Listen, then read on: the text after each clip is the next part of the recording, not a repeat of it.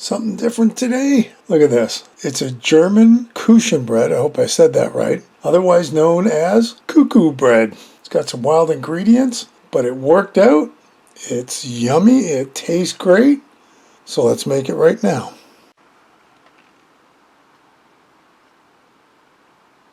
We need to start our bread with some yeast. So in a measuring cup, I've got about a quarter cup of warm water. It's a teaspoon of sugar and 1 packet of yeast, which we will cut open and ever so carefully pour into the measuring cup. Give it a stir so it's all nice and combined and mixed. And we're going to set it aside for 10 minutes till it starts bubbling up. Over to our stove, we're going to use some potato flakes, of all things. Not quite that whole bag. We do need 1 cup of potato flakes and some buttermilk. 1 cup of buttermilk. In she goes.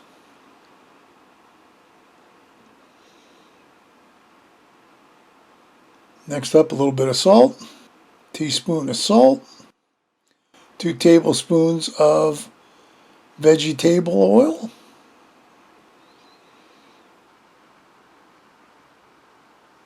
And then we're going to mix all that together till it's all nice and combined, and it looks something like that, almost the consistency of pudding. See, look? Yeah. Look at that. Okay, we'll put that aside for now. Over to our counter in a bowl.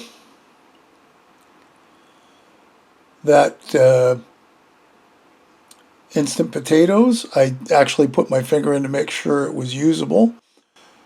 You want it cooled down enough so that you can work with it, because we're going to make a dough right now. I let it sit on the stove for probably 5 minutes or so. And our yeast is ready to go at this point too, so we want to get everything put together. So there's our potato flake mixture.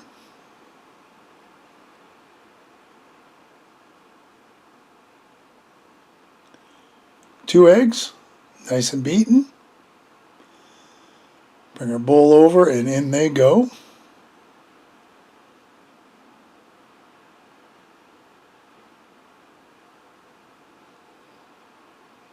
And of course you can see our yeast mixture nice and poofy, which is what you want. And lastly,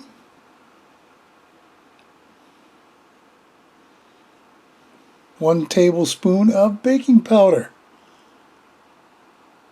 All right, let's combine all this stuff.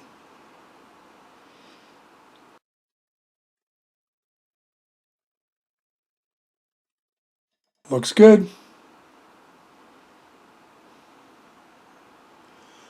Now we need some flour. We're going to use 3 to 4 cups of flour, depending on the consistency. I did 3.5, and I probably should have left it at 3. I think that would have been just fine. So the first 2.5 lifts of flour were okay.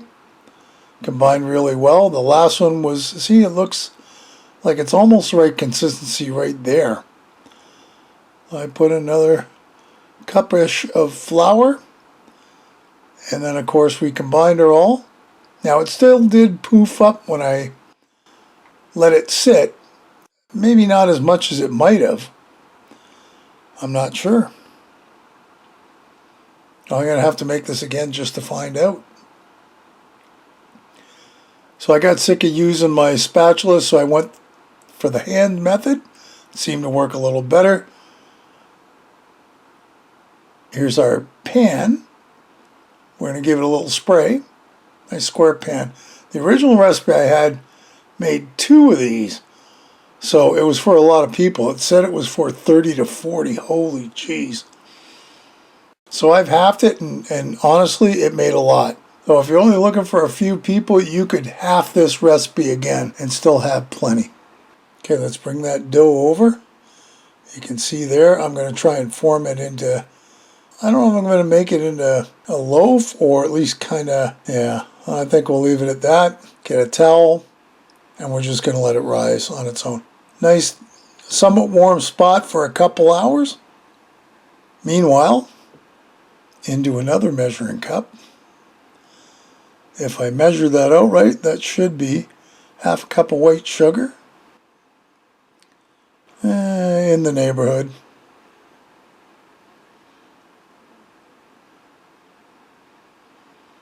And that is a pint of heavy whipping cream.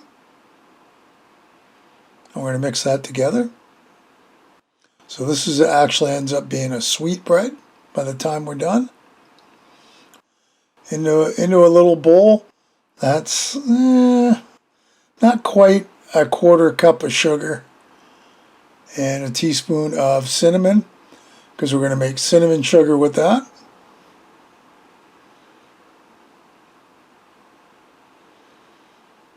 Now, the funny thing is that it starts out with potatoes and flour and ends up with sugar and cinnamon. I found that wild. Anyway,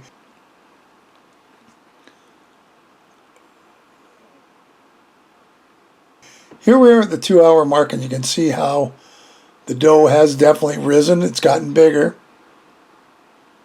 So now the fun part is you poke it full of holes. And that's what I did.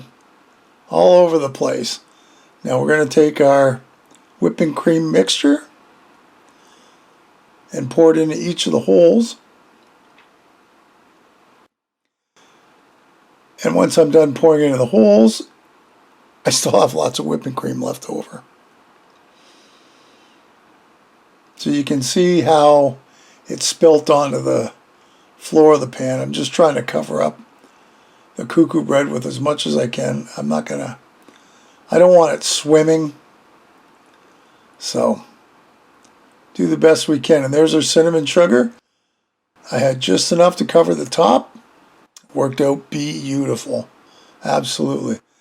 Now this is going to go in the oven, 350 degrees for 30 minutes. Might have to be a little longer if the liquid isn't getting absorbed into the dough. And when we're done, ta-da! That looks really good. It looks kind of kooky to me. So I guess the only thing left to do now is to grab a knife and a plate. There's my plate. Grab a knife and let's cut this thing into pieces and give it a try. It cuts really well. I can tell it's a little on the dense side, and maybe that's just because of the way I made it. It's not super dense,